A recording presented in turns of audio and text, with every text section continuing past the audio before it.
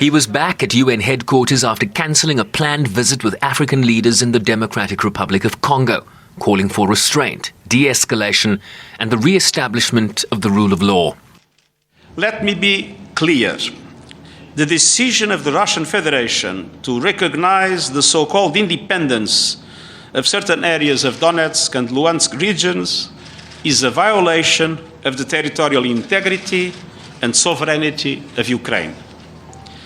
Such a unilateral measure conflicts directly with the principles of the Charter of the United Nations and is inconsistent with the so-called Friendly Relations Declaration of the General Assembly, which the International Court of Justice has repeatedly cited as representing international law.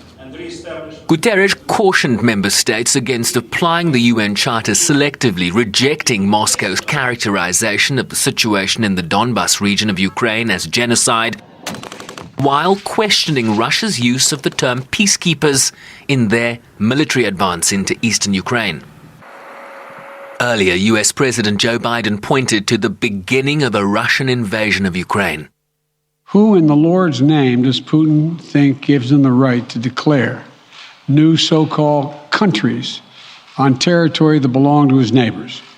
This is a flagrant violation of international law and demands a firm response from the international community. Over the last few months, we've coordinated closely with our NATO allies and partners in Europe and around the world to prepare that response.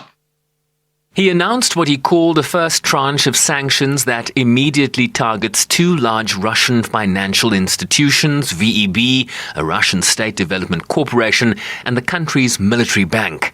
Sanctions on Russia's sovereign debt, cutting off the government from Western financing, working with Germany to stop certification of the Russian-owned Nord Stream 2 gas pipeline, and sanctioning Russia's elite, including family members. Sherman Briceby's SABC News, New York.